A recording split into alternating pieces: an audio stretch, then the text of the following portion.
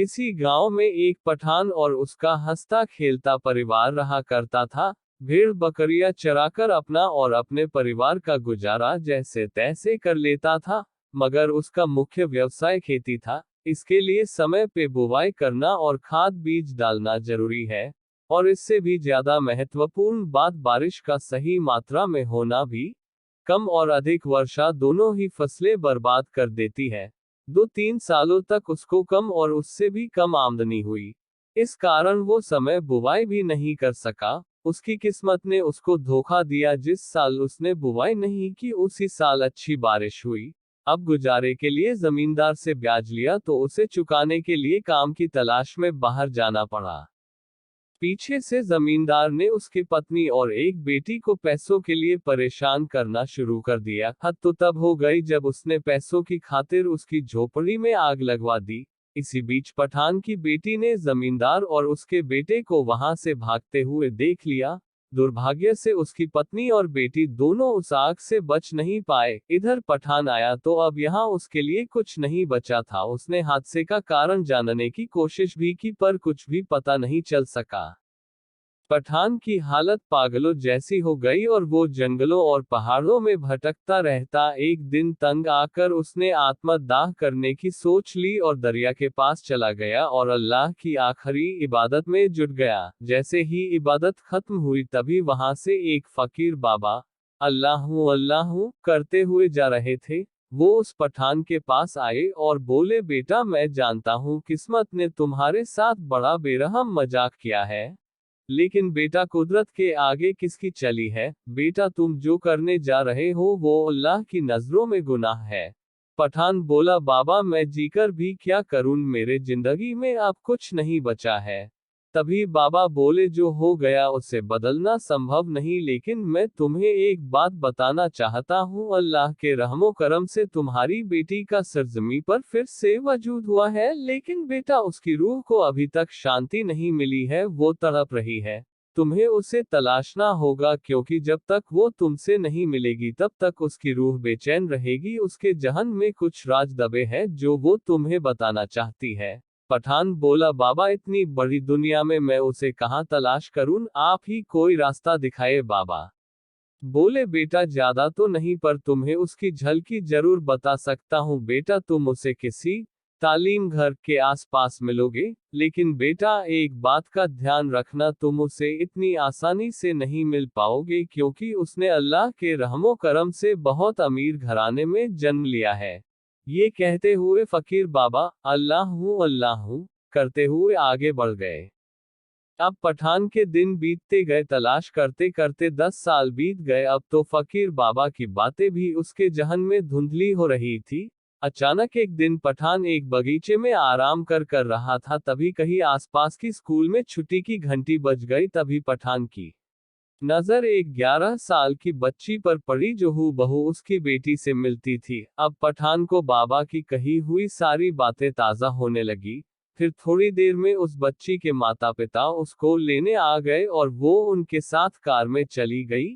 पठान रोज उस बच्ची को झाड़ियों के पीछे से देखता और उसमें अपने बच्ची को खोजने की कोशिश करता। एक दिन उस बच्ची की मां ने पठान को देख लिया और वो पठान पर ध्यान देने लगी। उसे लगने लगा कि पठान उसकी बच्ची को बड़ा अजीब नजरों से देख रहा था। वो बच्ची को लेकर चिंतित होने लगी। एक दिन उस बच्ची की मां को आने में थोड़ी देर हो गई तो पठान ने उस बच्ची को पास बुलाया और स्नेह से उसके सिर पर फेरा और कुछ चीजें खाने के लिए दी। बच्ची खुश हो गई। उसकी हंसी में पठान ने अपनी बच्ची को देख लिया था। अब वो वहां से चला गया। जब उसकी माँ आई तो उसने इन खाने की चीजों के बारे में पूछा तो बच्ची ने एक अंकल ने दी बताया, तो उसकी माँ ने हिदायत दी कि अनजाने लोगों से कोई चीज नहीं लेते। तो बच्ची ने कहा, पता नहीं माँ, पर मुझे वो अनजाने बिल्कुल नहीं लगे। तो माँ ने डांटते हुए बच्ची को चुप करा दिया। एक दिन उस बच्ची के माँ पिता को आने में बहुत ज्यादा देर हो गई तो पठान ने उस बच्ची को घर पहुंचा दिया। इधर उसके माँ पिता उसको वहां नहीं पाकर परेशान होने लगे। घर आने पर नौकर से पता चला कि कोई उसे घर पहुंचा गया है।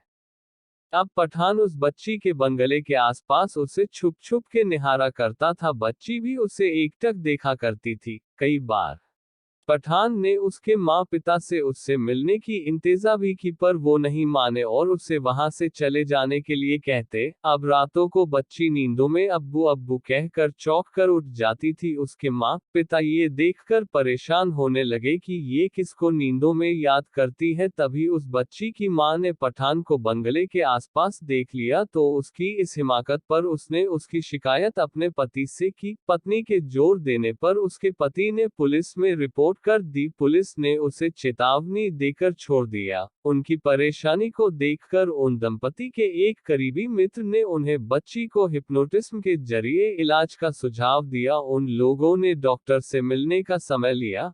डॉक्टर ने बच्ची को हिप्नोटिज्म किया और उसकी जांच की। फिर उन्होंने उसके माँ पिता से कहा कि बच्ची के अवचेतन मन कुछ बातें दबी हुई है जिसका बाहर आना जरूरी है, नहीं तो ये स्थिति और भी बिगड़ सकती है। अब उसके माँ पिता और ज्यादा चिंतित हो गए। अब बच्ची रातों को अब्बू अब्बू कहकर चौंक उठती थी और अचानक एक दिन जब उसकी माँ घर में खाना पका रही थी, तभी वो बच्ची आग को देखकर जोर से चीखने और चिल्लाने लगी और पूरे घर में इधर उधर भागने लगी और कहने लगी, अब्बू बचाओ, आग आग आग, अब्बू बचाओ।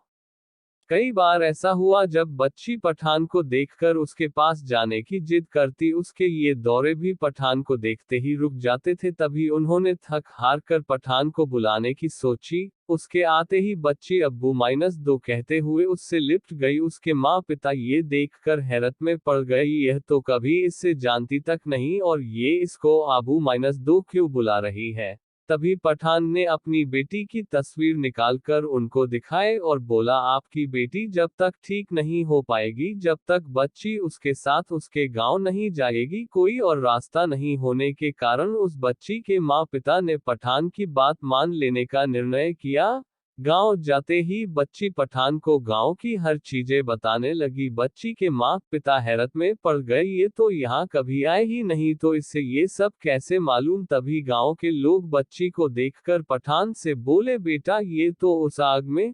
तभी बच्ची दौड़ती हुई अपने उजाड़ हुए झोपड़ी के पास गई और रोने लगी, अब्बू अपना घर तो जल गया था न, यह तो बिल्कुल वैसा ही है। तभी पठान ने कहा, हाँ मेरा बच्ची अपना घर कहाँ जला है। तभी बच्ची सुबह दो कर रोने लगी और अपने अब्बू से बोली, अब्बू आपके जाने के बाद जमींदार और उसका बेटे ने हमारी झोपड़ी में आग लगा दी थी, मैंने उसे आग लगाते हुए देखा था। पठान अपना खोबीटा और कुल्हाड़ी लेकर जमींदार के घर की तरफ बढ़ने लगा, लेकिन गांव वालों ने बताया जमींदार का पूरा परिवार एक सड़क हादसे में खत्म हो गया। इधर वो बच्ची थोड़ी देर बाद फिर रोने लगी और बेहोश हो गई। वो अपनी अवचेतन मन की अवस्था से बाहर आ गई और पठान को पहचाने से इनकार करने लगी, क्योंकि अब इस जिंदगी में वो पठान से कभी मिली ही नहीं थी और अपने असली माँ पिता के पास चली गई। तो दोस्तों, इस तरह एक तड़पती रूह को सुकून मिला।